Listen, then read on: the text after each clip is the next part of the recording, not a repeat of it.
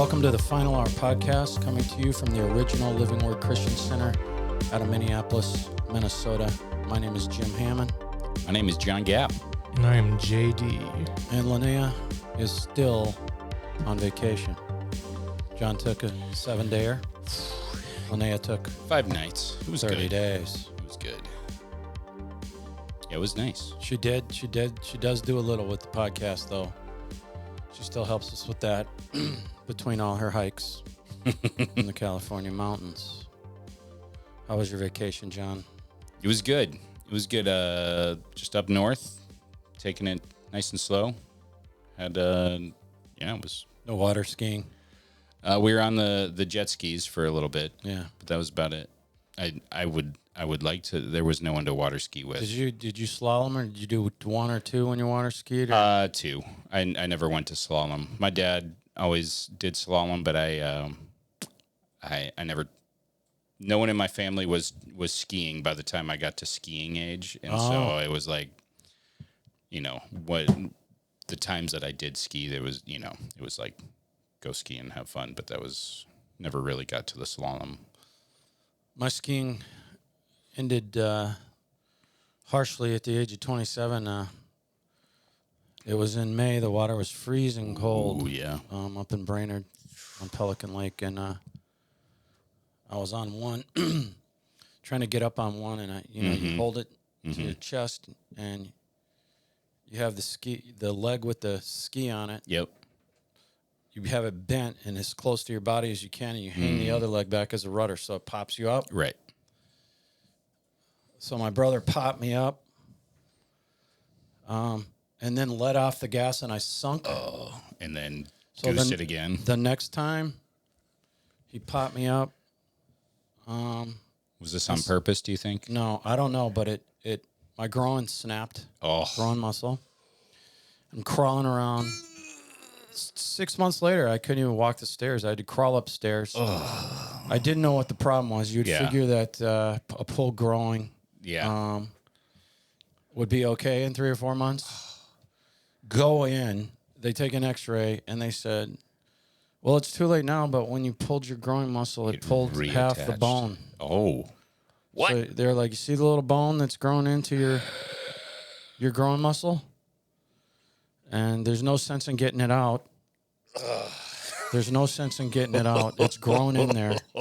It would be too complicated. So that's what I've had since I was 27. I never skied again. Oh, man. Yeah. I've seen a little bit of that because my dad, both arms, he at certain points, like in his 40s and 50s, he like was lifting something and tore his bicep from here, and it reattached here because he didn't go get anything done with it. So he does this to flex. He's gotta. It's like, listen, that's funny because I had a bet with a guy. Yeah. Remember Brian Ellingbo? Uh-huh. We gave ourselves 6 months, and we tried to see. We bet $100 who could bench more in 6 months. I got up there, and surprisingly, it's the most I've ever done. I benched 290, flat benched it. That's a big bench. Ellingbo throws 290 on, and I am spotting him. And I promise you, he snapped his bicep, and it rolled all the way to his shoulder, and there was a lump. Like the tendon snapped, and it rolled up his arm. Yeah. Like you're rolling a carpet. Yeah. And it stopped here in a big roll. He was done. But here's the thing. He let the weight go. And I'm not a deadlifter, right? I'm standing there trying to hold 290. 290 is a bunch of weight. I think he tried to top me. I think it was a little bit more than that. Oh, man. I'll never forget that, looking at that, seeing that happen. But the scary thing was, he was writhing on the bench, and I'm trying to hold up that way, and I'm not in a good position, right? I'm kind of leaned over. I didn't realize 290, trying to hold it like that was so much halfway weight. Trying to curl it. So there's your stories for today. 2 very positive stories. Oofta. Yes. Yeah, I didn't do any of that. We relaxed pretty good. No water skiing. Jet ski I could do. Yeah. Remember, we have an Israel tour February 2nd through the 13th. We are now officially calling that the Witness Ezekiel 38 tour. Ooh. Witness the Gog Magog War tour. Oh, I didn't hear this update. For those of you. I'm ready. Yeah. So that's what I've hit it with. 30% chance I go. Maybe I said 50-50 a week ago. We'll see. That's February 2nd through February 13th. You can see the various ways to subscribe. Mm-hmm. As you notice, or you're going to notice, we've got different angles, and that is all Jerry. That is why Jerry's here. So things like that. Thank you, Jerry. Thank you, Jerry. You're welcome. Remember our plan, Jerry. All right, so. All right. A little bit of lag today. Extra connections with the cameras. What's that? I'll try it again. All right. Okay. And so please do subscribe. You really help us. I want to thank our 4,472 subscribers. Please subscribe, even share. If you're going to share anything, don't share anything under a 5-star review or 4.5 with other things. Just give a review. It'll really help us. Spotify, Apple Podcast, Rumble, all of it. If you are going to subscribe, YouTube, just hit subscribe. Rumble, hit the green follow button. Spotify, hit the plus sign. I know it seems ridiculous that we do this, but every week we say, oh, wow, I never knew that. Oh, wow, I never knew that. Apple Podcasts, hit the plus follow button at the top right, and Facebook, hit the like button. All you have to do is like it. I have to say thank you for the kind emails. The Wisconsin girls, thank you. Thank you for telling me you haven't bailed on me. The Sconettes. My 3-person fan club in Wisconsin. But Scotty 3. That's right. The Triumph. How do you say it? Triumvirate. Yeah, Triumvirate. That's when 3 people are in charge. But what we're going to do over the next 3 weeks here is hit some high points of the book of Daniel. Nice. Mostly prophecy. By the time, and then we're going to do it through Revelation. All right? We're going to pick and choose. In other words, there's great stories that I may give you the history when Nebuchadnezzar built the giant phalanx out in the desert, which they think it was the giant 7-story statue, and everyone had to bow down to Shadrach, Meshach, and Abednego. Yeah. There is some incredible archaeological history on that. Yeah. I may give you some more history on certain things. They found the writing on the wall. Yeah. From the hand. For archaeologists Belteshazzar. under the ground. Yeah. In the palace. That's incredible. One of the last things that ever happened in the Babylonian Empire before the Persians. The Persians were already in the city. Do you think it was an angel? Do you think it was the Lord who was writing it? The hand? Yeah. I think it was an angel. Yeah. But it Still just incredible. all that showed was a Yeah, hand. Imagine how freaky that would have is. been just. You've been tried and found wanting. Yeah. Basically, is what that means. Right. You've been tried and found wanting. Yeah. And then the Babylonian Empire ended Like that. Like that night. that night. That's wild. But by the time you're done, you're going to be convinced we're in the end times. You're going to be convinced of the Validity. Why? As I'm 57, am I having so many problems with words? But you're going to, the validity of the Bible, Daniel just about does it. You know, the Lord said the generation that began when the nation of Israel was given back their nation in 1948, after over 2,000 years, they get that land back. The Bible predicted that. And that he said that generation will not pass away. Right. Before the rapture comes, in essence. Because you look at all of history, there are no nations that are defeated and their culture basically, like their archaeological, their place absolutely gone and scattered. Except for the Philistines. Well, but otherwise there's not. You don't find them reconvening as a nation. No, the Philistines have not. Yeah, No. that's right. Some people say the Palestinians are the Philistine. I don't agree with that. No, I think they're the Jordanian. Edomites. Yeah. I think they're the Edomites. Edom. Check them out. They come from Esau. Yeah. But you know, so that generation is 77 years old. Yeah. That's my dad's generation. Just that sign, if you believe the Bible, puts us right at the end. Yeah. I'm thinking the last 6 to 8 years. Yeah. At the most. What I mean by the end is the rapture for us happening.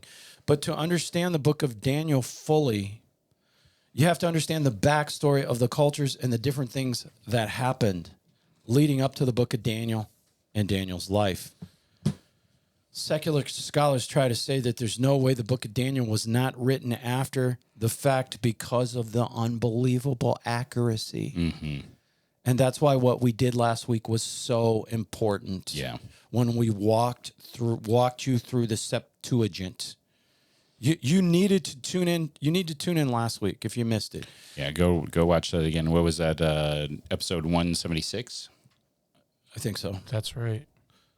But, you know, there is definite proof that the book of Daniel, along with the whole Old Testament, had already been translated into the Greek language by the Ptolemy regime in Egypt in 285 BC and was being distributed throughout the world. 285. This is a known fact, and it's something that's secular history records. The Bible doesn't record it, you know, that the king of Egypt pulled 72 scholars together. They meet in Alexandria and take 15 years to translate the Old Testament from the Hebrew language into the Greek.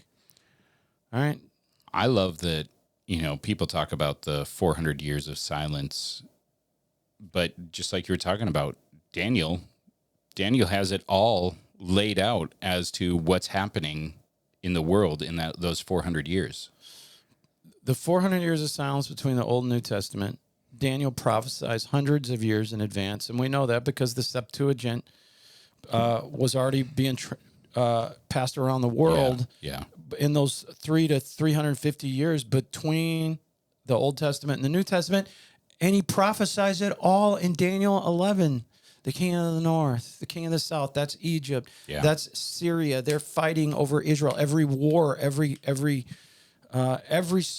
intrigue is prophesied in Daniel 11 hundreds of years in advance. It bugs the secular scholars because they said there's no way it could be that accurate. How do you know this? It's in the Septuagint. All the disciples, when they wrote their books, most of them were referring to the Old Testament or quoting the Old Testament scripture, were quoting them strictly from the Greek Septuagint, Old Testament, that had been circulated for 285 years before Jesus was born and basically made its way from the Middle East across Europe.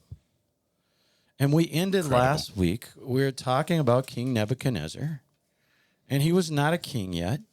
His father was still king, and he was his father's top general. The Bible only gives you 2 sieges on Jerusalem, but there's actually 3 that are recorded in secular history. The first siege on Jerusalem, they left one out, right? It's not that it's inaccurate. It's just sometimes secular history either fills in the lines for the Bible or vice versa. Right. The Bible will fill in the You blanks. get a complete Yes, picture. and that they work side by side. Yeah. Nebuchadnezzar was one of the key people, and I think he's in heaven. I think he's in heaven. My dad scoffed at that, and I think it's very clear that Daniel thought he was great by the end. Yeah. By the end, he went through a lot. He was his father's top general. The first siege on Jerusalem by the Babylonians was right after the Babylonians had just won a series of battles in Egypt. And he really decided to go at Jerusalem after one of his many battles down in Egypt. And he was on his way back home and decided to put Jerusalem under siege for the first time in 597 BC. Okay, that's history. That's real history. So interesting. The Bible, that Bible has that. Right. That Bible has that. Right. Interesting because David was what 10 what BC. So Jerusalem was a walled city, you know, for the 400, 500 years before that. Is it? Now I'm. Now Are you I talking can't. about 10 BC? Are you saying 1,000 No, years? 1,000. I think it was more like 700. 700. Okay. There's when David was around. Yeah. But remember the 700 years before Jesus was born. But remember, the northern kingdom of Israel had already been conquered. David's kingdom is the southern kingdom. Yeah. And dispersed to the Assyrians, Assyrians, possibly the most brutal race that has ever existed. The Assyrians are actually responsible for completely wiping out the Philistines. Yeah. They destroyed them completely. We're talking about the southern kingdom, which the Bible also calls Judah. Mm-hmm. On the way home from defeating Egypt, Nebuchadnezzar, as an afterthought, besieges Israel. Said, "We'll just take this one with us," which is the only, We're here already. yeah, which is the only part of Israel left at the time. They besieged Jerusalem. At that time, Joachim is the king of Judah, southern Israel. He defeats Jerusalem and the Israelis, and he allows King Joachim to stay in place and become a vassal. In the Bible, you know, it walks with this, right? Mm-hmm. Nebuchadnezzar partway plunders the temple. He doesn't take everything. Sometimes he takes some artifacts out of his temple for his own museum back in Babylon. He takes hostages, I think 10,000 of them to start, to assure the loyalty of Joachim, the Israeli king that he left in place. But he also wants to take the best Israeli youth Right. to train promising young men for his court of the king back in Babylon. But what they're trying to do is take the best of those kids, of these kids, the smartest of the Jewish culture, and reintegrate them into their own Babylonian culture.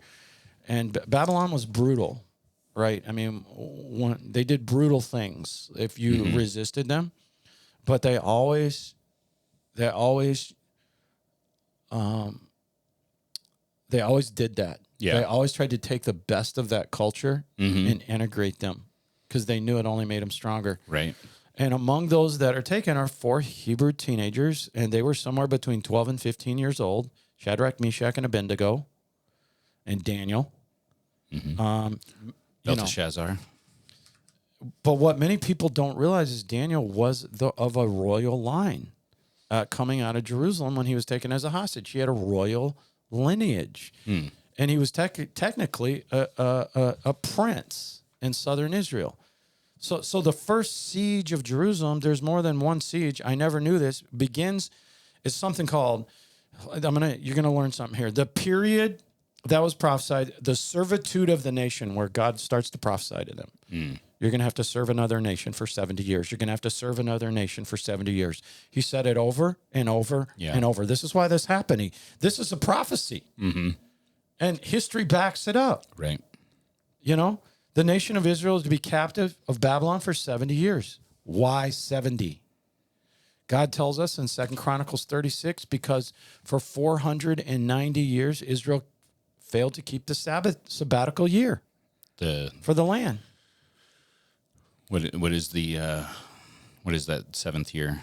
It's the seventh year. It's a sabbatical year for the land. You know how you have 6 days that you work and 1 that you rest. They were supposed Shemitah.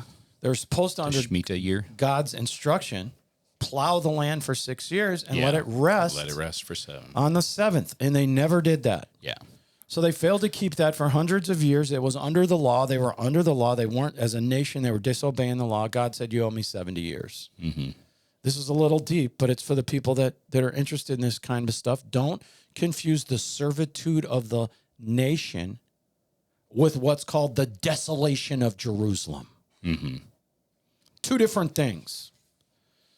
Both prophesied about. Both prophecies came true. Remember I told you Nebuchadnezzar defeats Jerusalem from a siege? He let the Jewish king stay in power as a vassal, but Joachim has a bunch of false prophets speaking in his ear, telling him to rebel. There are 2 guys that are saying, "Don't do it, Joachim. Don't do it, Joachim. Don't do it by the Spirit of God. We're telling you not to do this." Jeremiah and Ezekiel. Right. And they're speaking to Israel. They're speaking to Joachim, saying, "Don't rebel against Babylon." God is using Nebuchadnezzar as an instrument of judgment. Read the scriptures. We knew this was coming. And Jeremiah and Ezekiel are treated as traitors. They throw Jeremiah in prison. Really, it was a well. They threw him in a well. And he's preaching an unpopular message with the population. The population hated him. Yeah. That's why he sounded like he's crying all the time. The Lamentations of Jeremiah. I read that every now and then, Lamentations. Jeremiah seemed like a very sad man. Joachim listens to the false prophets, rebels against Babylon, throws their soldiers out. Nebuchadnezzar of Jerusalem. Nebuchadnezzar has to come down there again in a second siege. Here's the interesting thing. History tells us. Nebuchadnezzar is in the second siege. His father was the king. Nebuchadnezzar was not the king. Right. His father died, and Nebuchadnezzar had to leave one of his generals in charge to go back to the Babylonian court to be crowned king on the second siege. History goes with this. Yeah. And the Bible doesn't say anything about this for Nebuchadnezzar, but we know it from history. That while he's besieging Jerusalem, all right, and since he ignores Jeconiah or ignores Jeremiah's counsel and the vassal king of Israel rebels, the second siege is 5 years. That would be Imagine a city worst. starving. Yeah. Joachim dies in the siege. He has a son named Jehoiachin. Jehoiakim, if you're following him in the Bible, is also called Jeconiah. Some of your translations might be called Coniah. But Jehoiakim reigns until the siege is over. Jehoiakim is captured.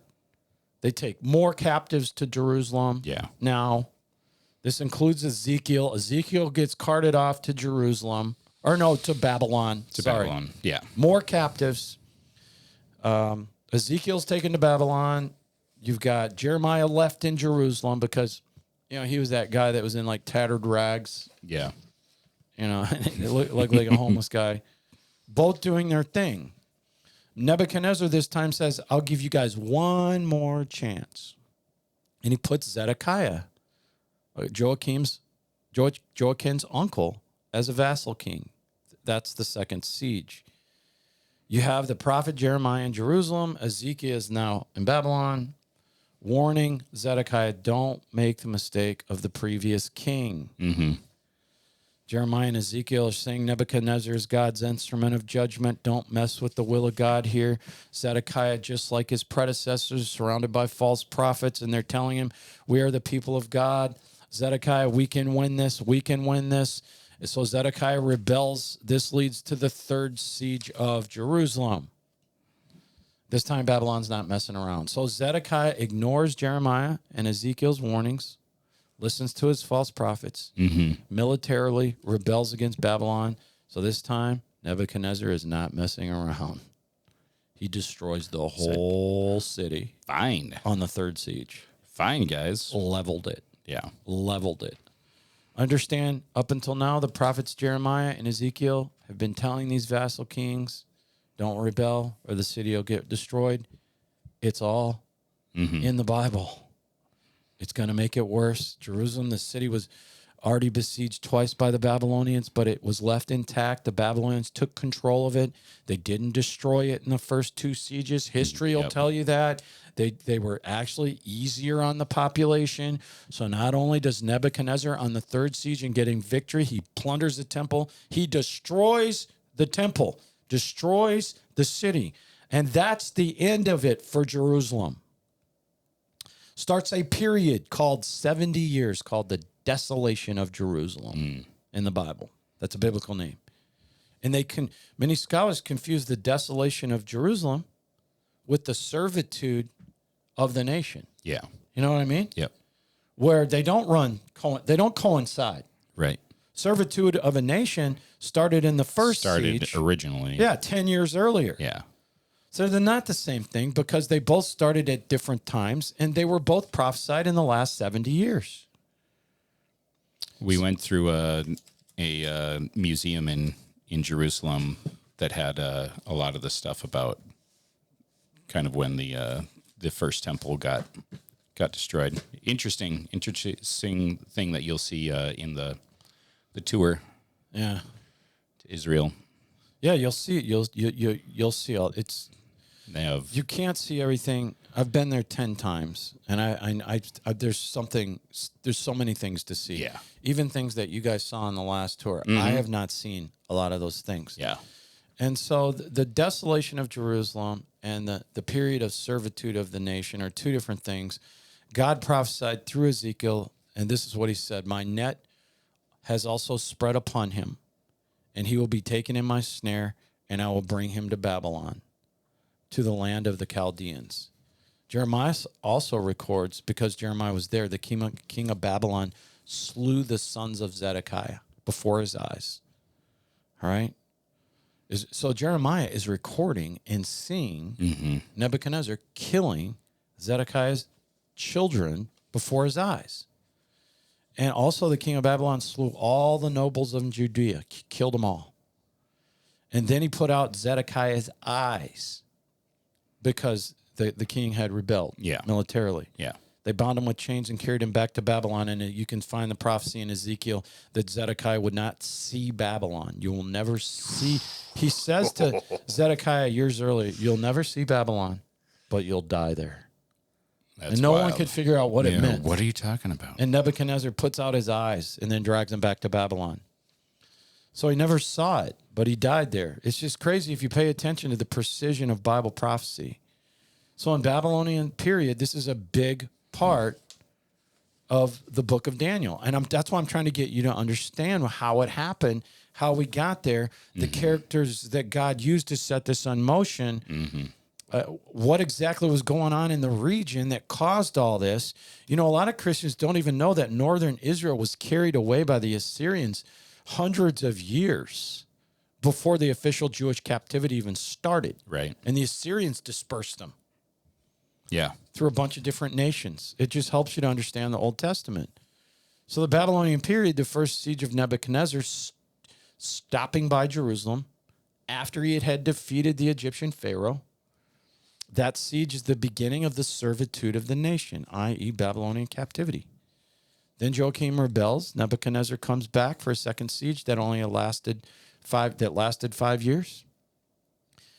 Nebuchadnezzar tries to be a good guy, puts in Zedekiah, wants southern Israel to be a vassal state. Zedekiah rebels, invites a third siege.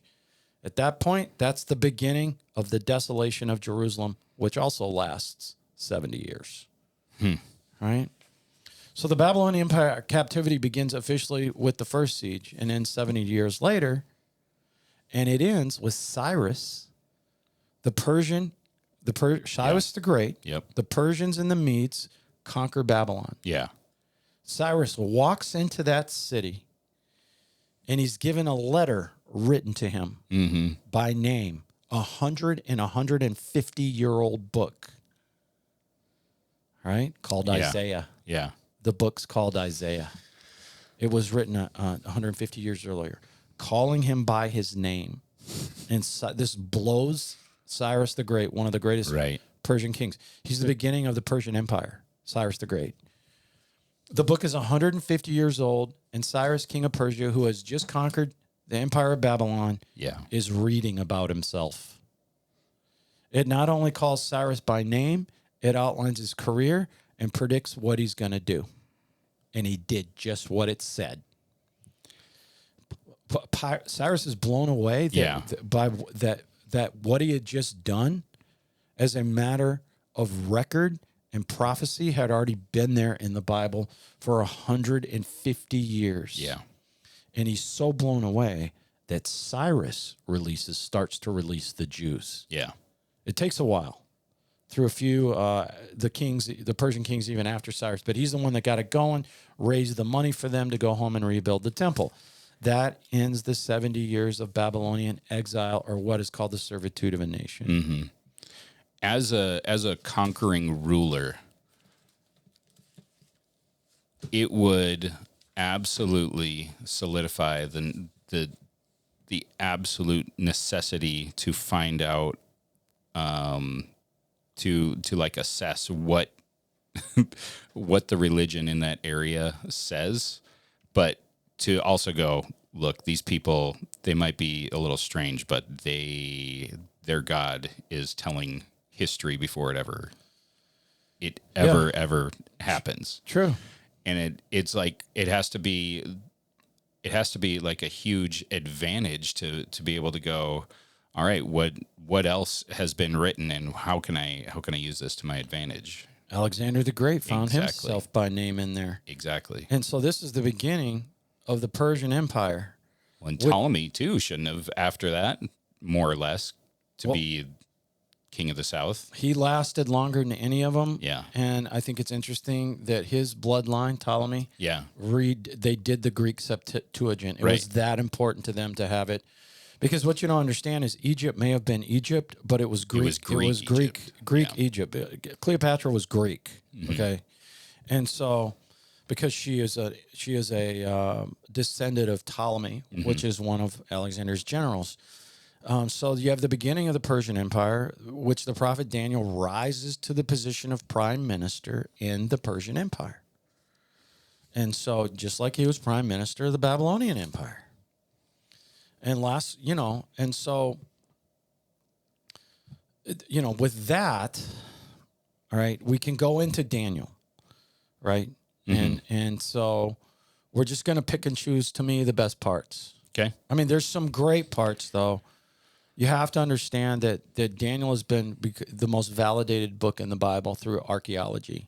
And I really want to tell you some things about the writing on the wall, which I kind of gave, and then the giant statue that Nebuchadnezzar made the whole country bow down to, and Shadrach, all that. There's amazing things.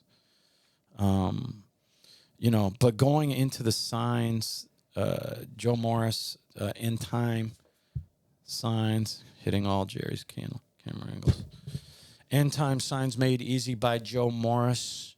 There's no bad news for the Christian. Yeah. We talked about last week a little bit, read 10 signs.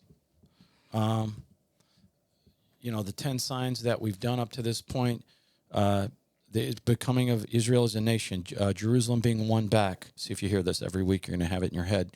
Revival of the Roman Empire, that's the EU, coming EU.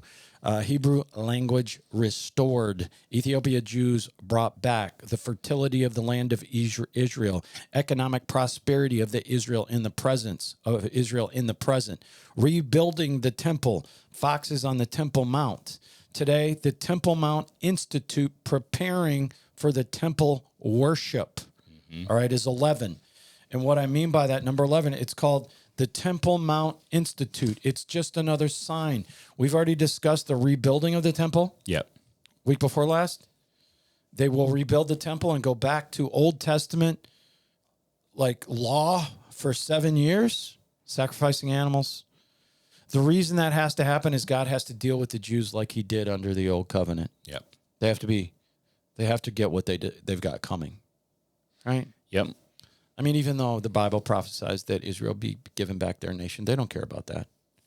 They still don't believe in Jesus Christ. No. Right? And so the Jews are expecting this because in 1987, they founded the Temple Mount Institute. They, for their own reasons, they are going to they want to rebuild the temple, just like the Bible says, which is dedicated to every aspect of the Bible's command to rebuild the temple. They researched the name Cohen in Hebrew means priest. And they were able to figure out from their research, because they keep such amazing lineage records. It's one of the reasons he chose them. Yeah. God chose the Jews. Absolutely. Which the Cohens are in the biblical times, they were the Levites.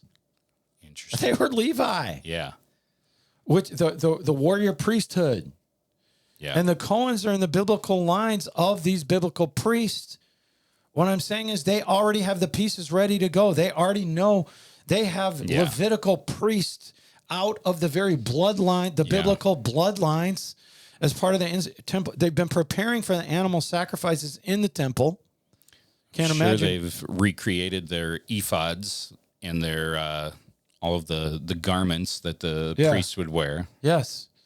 So they're preparing for the animal sacrifices to resume. Imagine PETA when that happens. I know, that's what I was thinking. But they're going to have the protection of the Antichrist. Right? The Jews will. The first thing the Antichrist does when we're out of here is he strikes a covenant with Israel for 3.5 years before he breaks it. But I think he rebuilds them the temple. I really do. Yeah. I think that's how the temple gets rebuilt. We're so close. Yeah, and so they're ready. They're down to having the priests. Yeah. I'm going to bring more on this next week, so don't got say anything. I've got a that little you already bit. know about that. Not about the priests. I signs. don't have any. Yeah. Well, there's another sign too that's amazing, but I'll give it next week in regards to that Okay. they've come across. But I don't have anything about that in my news, but I Okay. do have other Temple Mount news. okay, When we get there. Yeah. well, you can say it now. Oh, so there's one social media girl who's been reporting on stuff. I brought last time I was here about the sacrificing of the kind of the practice sacrifice of the red heifer. Yeah, and they have to do a red heifer. Yep. To cleanse the temple initially. This comes Yeah. from the law. Yep. You cannot have a black hair. Right. I mean, it's unbelievable. They have 5 of them. They had 5 of them. It was side note. We have a video from the rancher where those 5 red heifers came from, or the 3 perfect and the 2 close.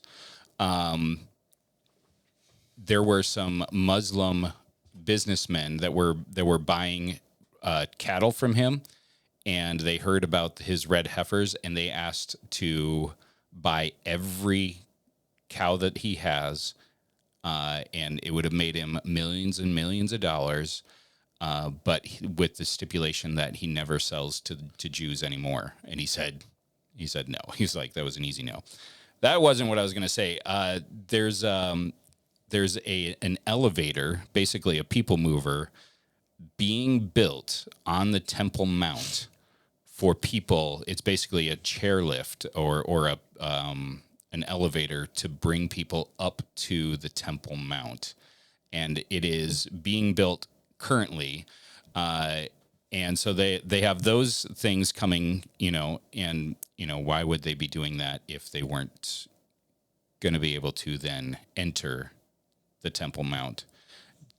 Right now all they have is the Western Wall, outside of the Western Wall. Right. But why would they be doing that if they weren't going to be able to access it? And they also have a road sign posted in Jerusalem that points the way to Har Bet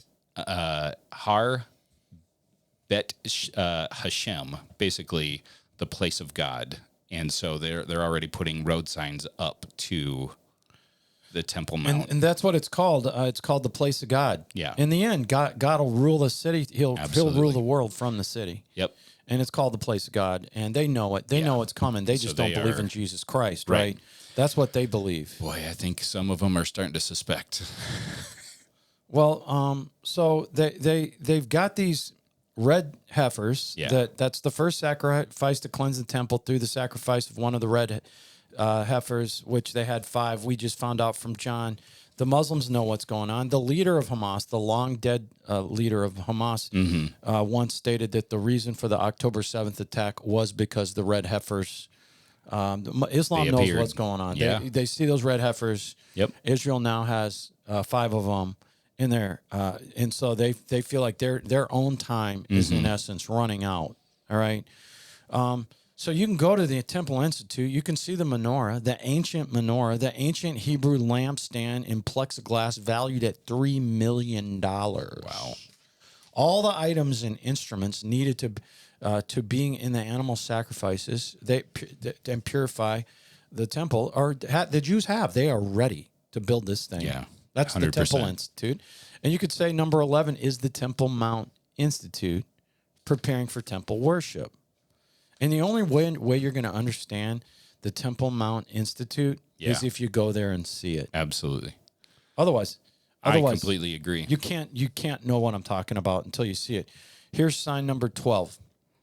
The ritual baths have started to fill up with water at the Temple Mount. They were full of water for thousands of years, and they went dry at the Desolation of Jerusalem. These baths are located south of Jerusalem, and you've got these baths starting to overflow with water. And it's not like they got a garden hose in there. Yeah. This water just showed up, kind of like they've found sources of water in the rocks in Petra. Yeah. Like Which has been water dry sources. for thousands of Suddenly, years. there's water showing up in Petra. That's where the Jews They're like, flee. how would we have water here? That's where you get how many Jews? 144,000 Jews flee to Petra. Right. And the Antichrist can never access them there. And so these pools, two of these pools were discovered by archaeologists in 1990, and the other was 2000. They know exactly what it is. And according to Jewish tradition and Levitical law, the baths has to be refilled and naturally for the temple sacrifices before the Messiah returns. Yeah. We saw the excavation of some of those while we were there in February. The Bethesda, is that one of the pools, or is that just a pool? I think that the pool of Bethesda, I don't know. I'd have to research that if the pool of Bethesda is the same thing as the pools that we're talking about.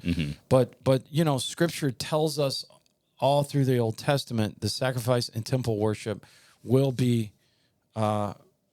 reinstituted during the tribulation. And the Jews believe, they believe the Old Testament. Yeah. Right.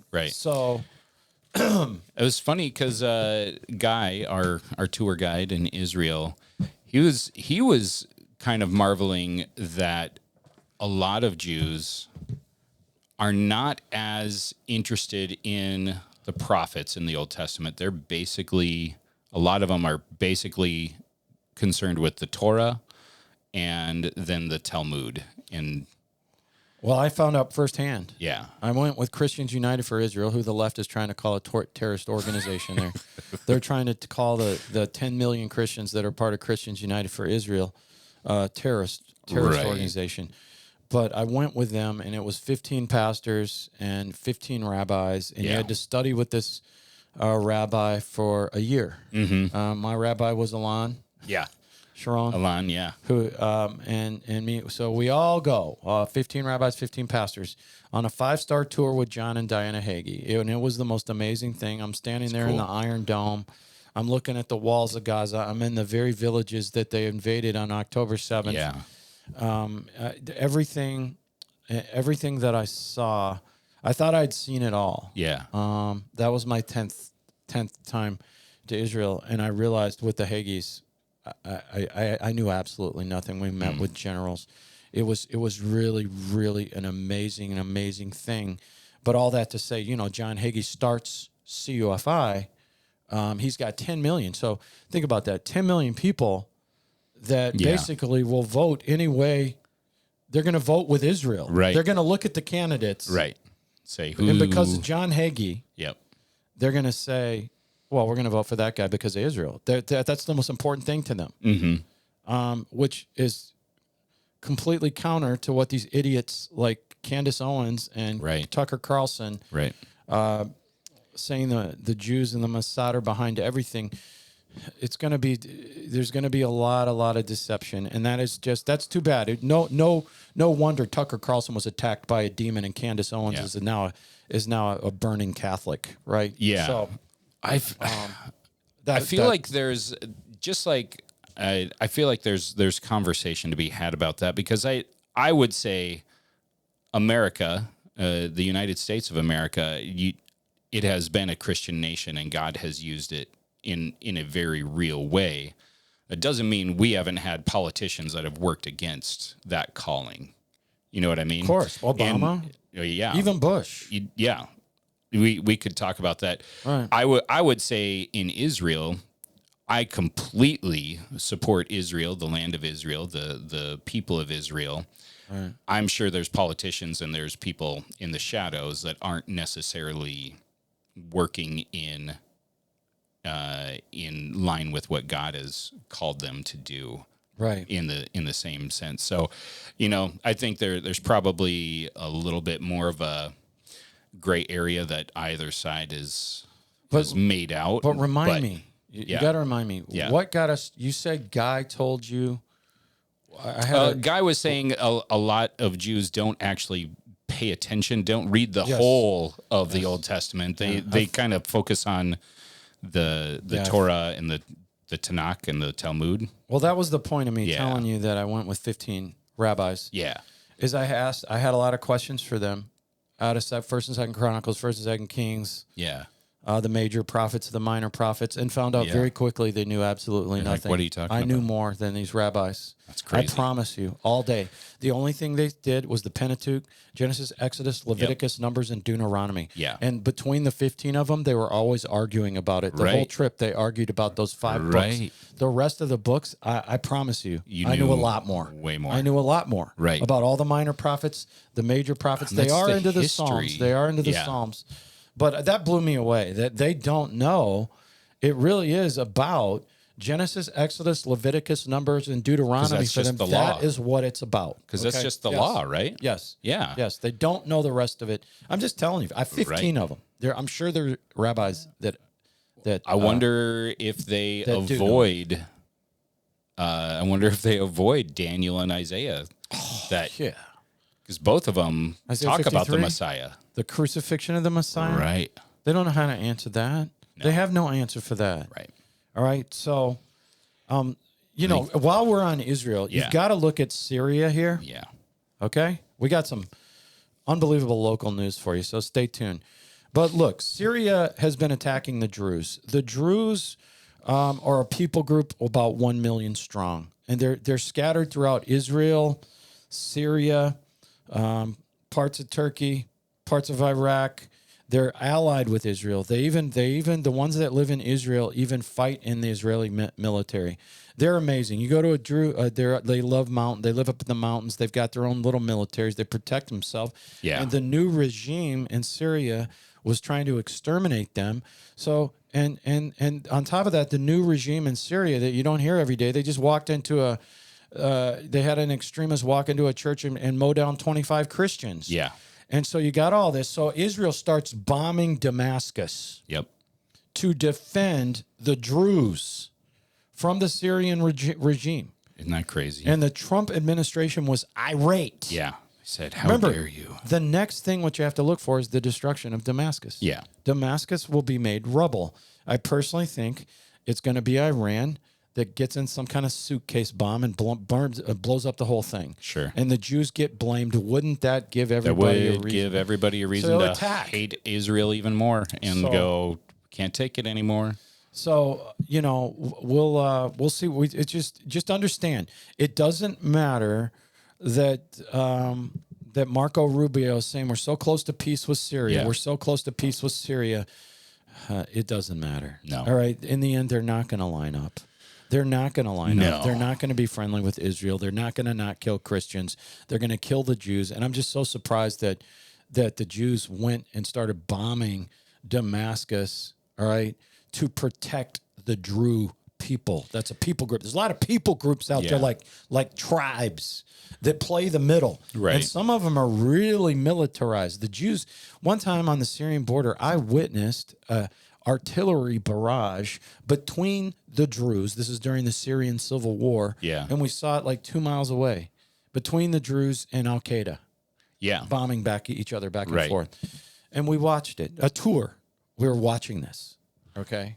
Which, Guy was talking about how when Israel, the very moment that Israel got their state back after World War II, the other nations started coming after them, the Arab nations around them. All 5 attacked. But the Druze took Israel's side. Yeah, fought with them. Which is why they would protect them in Syria, is going, hey, these guys they've become our family. Yeah, more or like I less. said, their kids enter the military Yeah. even though they don't have to. Yep. Isn't that interesting? Yeah. The Druze fight. That's a good point, John. They fight with Israel, which was the most desperate fight. As soon as the world made Israel a nation in 48, Jordan attacked, Egypt attacked, Syria attacked.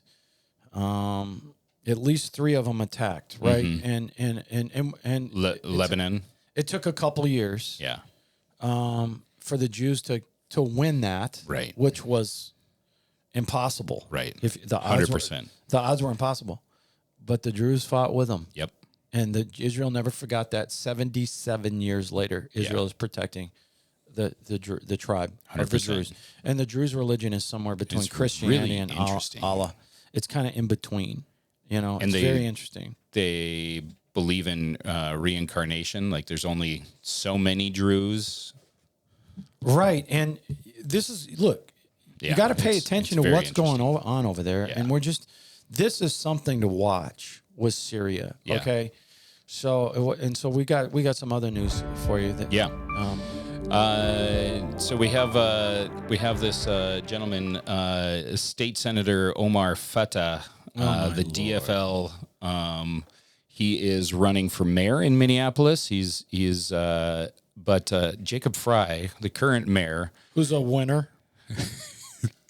there's a little infighting because he said this is from Minnesota Alpha News. Citing several well-documented problems at the Minneapolis DFL endorsement convention, Mayor Jacob Fry is asking the statewide DFL party to invalidate the Minneapolis DFL endorsement for mayor. Did we talk about this Omar Fatah a couple weeks ago? Have we really gotten into it? Actually, Linnell's brought him up a few times. Yeah. But it's just sad that Minneapolis has their own yeah. Mamdani. Exactly. Is it Mamdani or Yeah, Mamdani? Memdani. Is it what, Mom or Mandani? Mamdani? Yep. Yeah, we got our own Mamdani. Yeah, exactly. On our own Mamdani. Well, I mean, who Mamdani cares? is the Who word. cares? Between Fry, you can't get worse than Fry. Well, Fry he kowtows to Somalia the whole time. When you're not going to get worse. He's on the news saying, yay Somalia, just time and time again, So it's just fake looked like- news, but don't. It looked like he was playing the field. Every single time. He definitely is. He is. He is believe it. I just can't believe He's a soy boy for sure. Annoying is what he is. He is. Anyway, so there's a little bit of infighting, but it looks like Minneapolis, like Fatah is gonna be the candidate for Minneapolis, which that would be on track for the UK. Has 10 of their biggest cities are Muslim mayors. It is a stake in the ground for Islam to have the top guy in the city to be Islamic. It is part of the taking over of a country through the country's own rules. So, it is something to be concerned about in my I predict estimation. Mamdani loses and our guy wins. I predict it. I hope so. That's we don't want our guy to win. I'm talking about Mamdani loses, and our Mamdani over here in Minneapolis, we're the ones that put in the communist mayor. Well, I don't think Mamdani's going to win. Yeah, I think New York has reason to fight back because New York has been losing. Right. But Minneapolis, I think, is probably shored up on that side more than New York for sure. You should say it doesn't. Long prayers aren't necessary. No. Before that election, 5, 6, 7, 10 times asked the Lord that Jacob Fry and the other Mamdani, I call him the Minneapolis Mamdani, Minneapolis that they would Mamdani. both lose. Yeah. Right, and that somebody else would win. Yep. Right, if it be your will, because we don't know. It might be the will of God that these guys get these footholds. Seriously, we're already. I'm driving in Kentucky and Tennessee down to when I went to visit my daughter. Yeah, and I was actually embarrassed that I had Minnesota license plates. And you can write in and get mad, but about that, I'm a true Minnesotan. Are you? Which Minnesotan are you? A Minneapolis, St. Paul, Minnesota? Because those Minnesotans aren't Minnesotans. Those Minnesotans, and that's what everybody thinks a Minnesotan is. Yeah, they think we're the guys that vote for Jesse Ventura, right?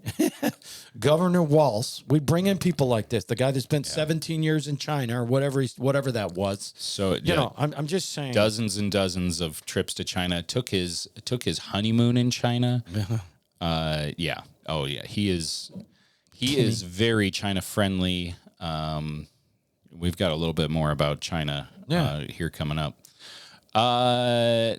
So yeah, we keep an eye on that mayoral It's something race. to pray for. Yeah. To pray against. Texas is dealing with the same thing. Oh, of Texas course. is under attack and trying to be infiltrated by Islamic control. And they did vote down that city that was just a Muslim city. Yeah. What did they call it? There was a name for it. Sharia. But it was more or less going to be a Sharia city. Right. But that got voted down. However, there are other races that are going on in Texas right now, and they've got Sharia schools basically popping up everywhere. Yeah. Mosques trying to be built everywhere. So be praying for Minnesota and Texas, the United States in general, to wake up and start pressing back against this stuff. A little bit more. A little bit bigger scope. We've got. I'm just about to get to the Obama stuff here with Trump and Obama and DNI, Deputy National or Department of National Intelligence. What's DNI Gabbard's initials? I'm trying to remember. We'll get there in a moment.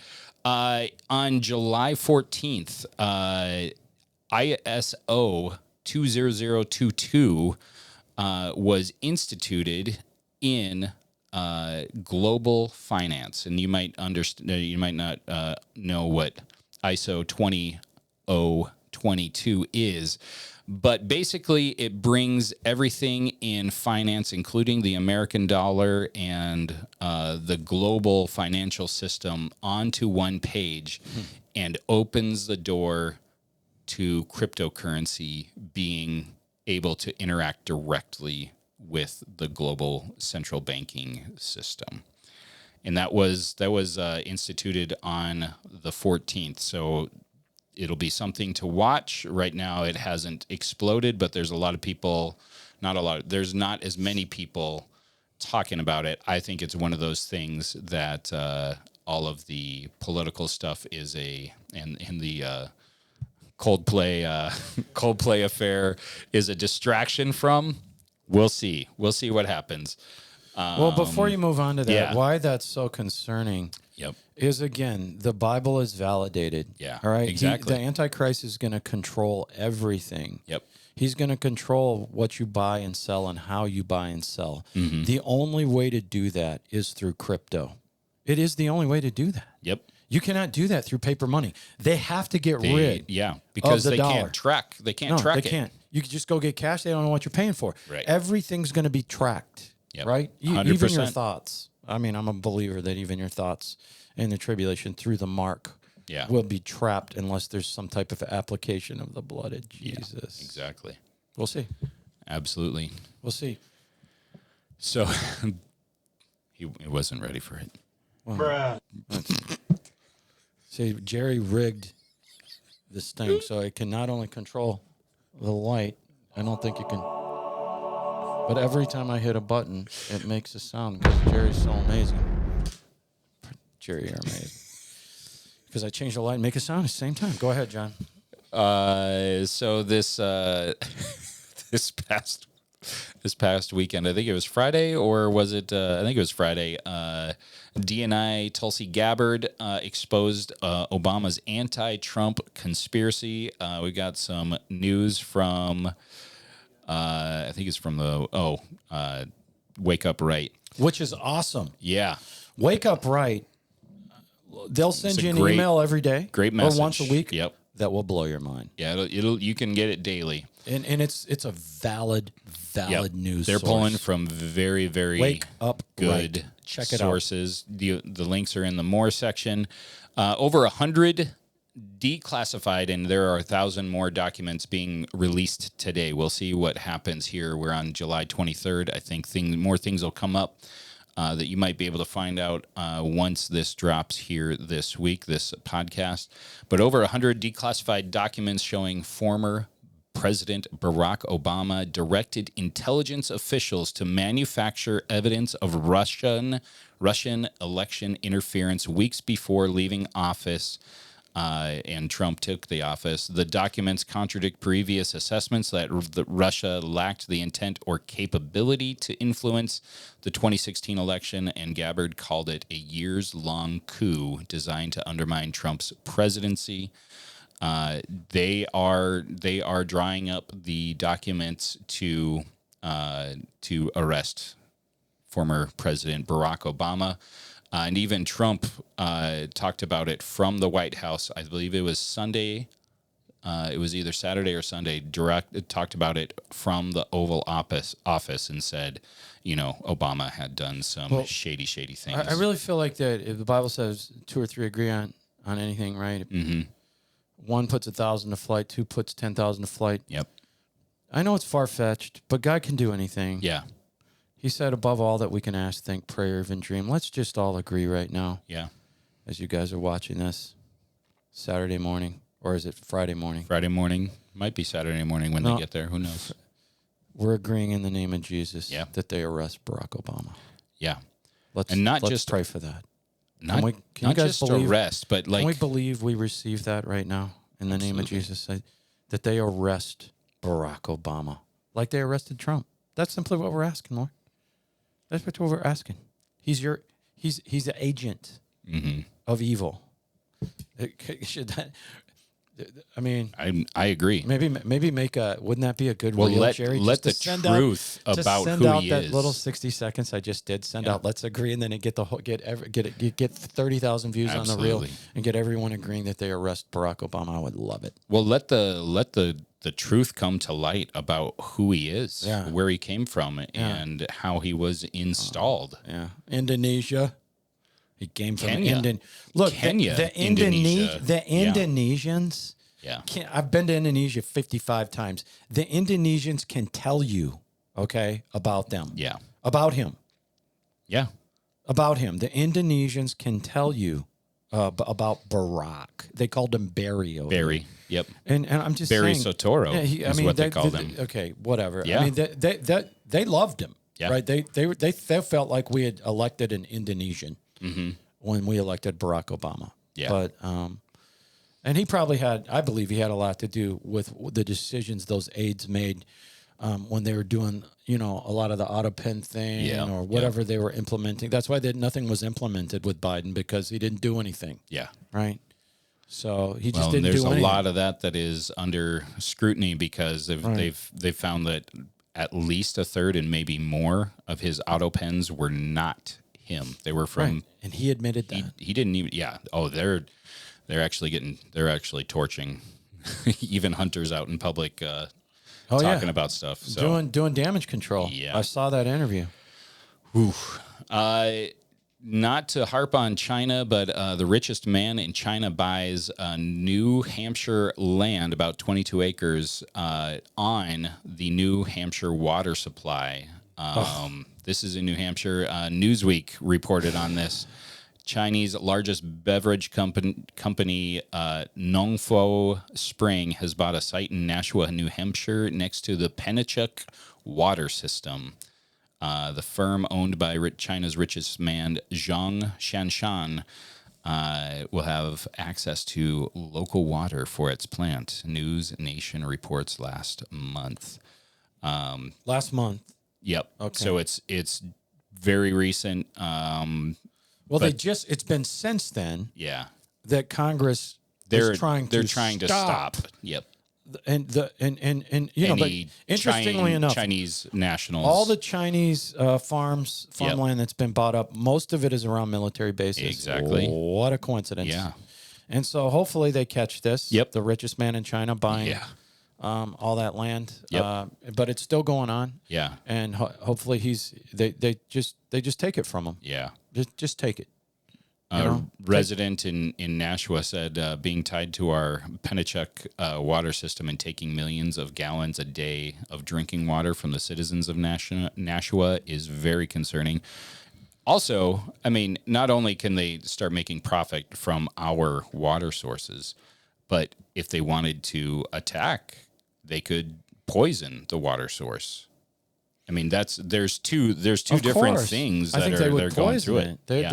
They would poison it. It's amazing. I was watching an ex-CIA operative saying even in the 80s, he had one case Yeah. of a Chinese student who had come over from China to go to college, Right. right?